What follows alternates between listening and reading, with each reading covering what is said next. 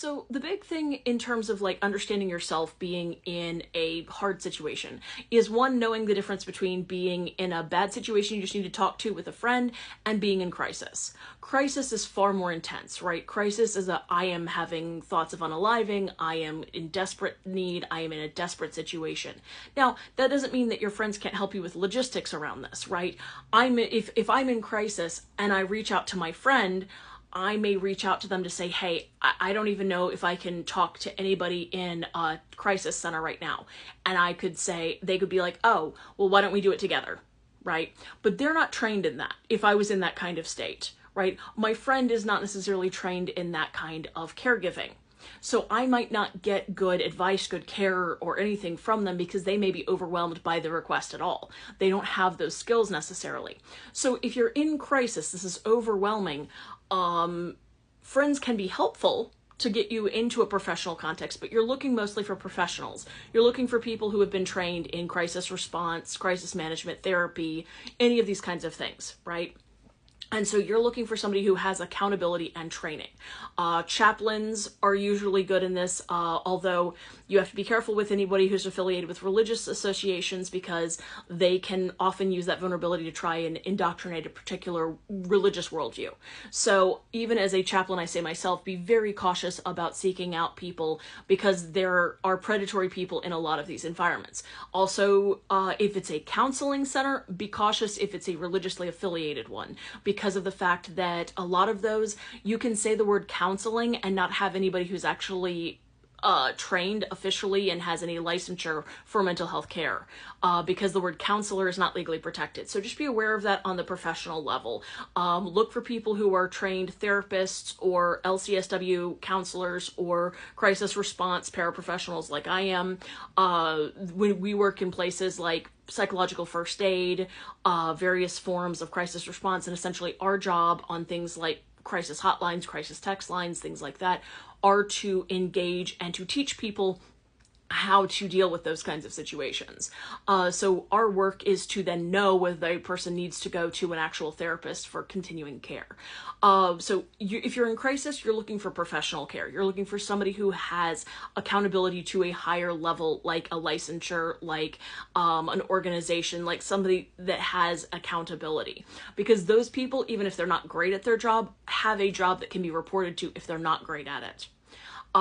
When we're talking about seeking out friends for a problem, the easiest way to recognize is that this is not something that's an emergency. Like, yes, it's uncomfortable for you, but it is not something that if they give you an hour, 2 hours, 4 hours, this is not going to cause a major difference in how this problem plays out, right?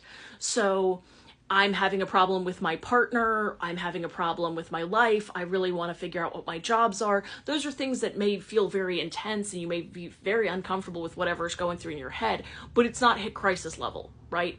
Those are what friends are for, right? Your community people, hey, I just want to talk through this situation. Do you mind, spending some time with me? And most of the time that level is going to be stuff that is like not time sensitive, right? We're not talking about a crisis. We're talking about something that is an ability to get advice, an ability to talk to somebody, to walk through it. And also getting a little bit of consent there, like, hey, do you have the time to talk to me about my job planning? Hey, I just want to vent. I don't really need any advice, but can I just vent about this situation in my life? And a lot of times, if you can convey whether you want to vent or have advice, can be really helpful to people that you're seeking this help from.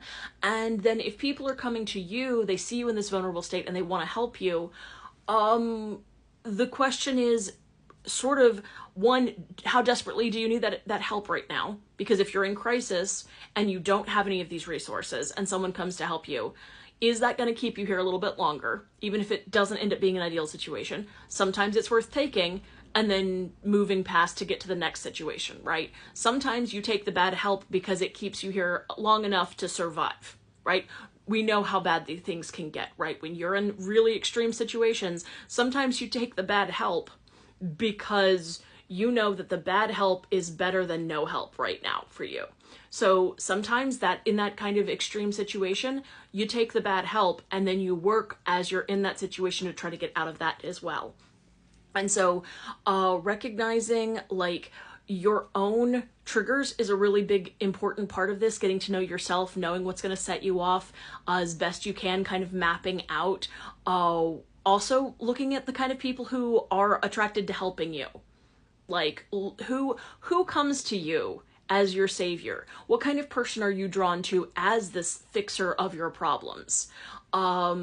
And how much of that is externalization? Is it because you don't trust yourself? Is it because you have been told you shouldn't trust yourself? Is it because you're afraid of what you have inside of you? Because that's especially with abuse, that's really legitimate, because we've been taught to hate ourselves or to hate what we have inside of us, or that we're bad or corrupted or wrong, especially with a lot of religious trauma or any prolonged DV situations. A lot of times our sense of self is so messed up and fragmented that it can be really hard for us to trust ourselves. And so we externalize and need saviors, right? We look for somebody else to fix it for us. And the distress is resolved by giving over that responsibility to someone else. Or the idea of, I took on so much responsibility too young, and so now I need somebody to save me. So sometimes this is how it plays out. And so when you recognize your own motivations, how has this played out for you in your life? What is that pattern for you? It's not fair. Like for me, I'll tell you, I'll be really vulnerable here and say, I grew up being very parentified. And so one of the hardest things for me to get through as I was beginning to heal was I was a parent to my parents. And then I was taking care of my mother and my brother and was emotionally taking care of all of my friends, and I was the savior of everyone. And now I'm a parent and I'm still having to parent everyone, and I'm still taking care of the emotional needs of everyone around me. None of this is fair. Why am I the one who has to do all the work? Why do I still have to do all the work? Why am I the one having to heal? Why am I, the unfairness of it just was one of the biggest things I had to deal with, because of the fact that I wanted to just give up and let somebody else take care of it. But every time I did that, I fell into another abusive relationship. I fell into another toxic situation. And so for me, a lot of the times it was a recognition of acknowledging that it's not fair, and also still doing what I needed to do. Finding that kind of F you, that spite, that screw y'all, I'm gonna survive anyways. Sometimes that was the only way to get through, was to be pissed off enough to do it, to be spiteful enough and vengeful enough about, I'm gonna live my best life, fuck all of y'all. Sometimes that is the only way to move forward. As I said, in emergency situations, sometimes taking bad help is better than taking no help, because we know how life is sometimes, right? Sometimes you do not have a good option and you take the one that helps you survive, and it's not a good option, but it's the option you have at the moment. So sometimes those work out okay, sometimes they don't. I was lucky in my situation when I escaped the cult. I fell right into living with somebody who I didn't know at all. And I got involved with them very, very quickly. I lucked out. This person actually was a decent human being, but it could have gone really, really badly. So again, figuring out ways of understanding your patterns, who you're attracted to, who is attracted to you, and then looking at is this a crisis? Is this something that I am pushing at because I think it's unfair? Is this a very a serious crisis event that I need to go to a professional about? Is this something I need therapy about or can access therapy about? Or is this something that I can seek from friends and it's more casual? I just need a place to vent. I need support. I just need someone to see me.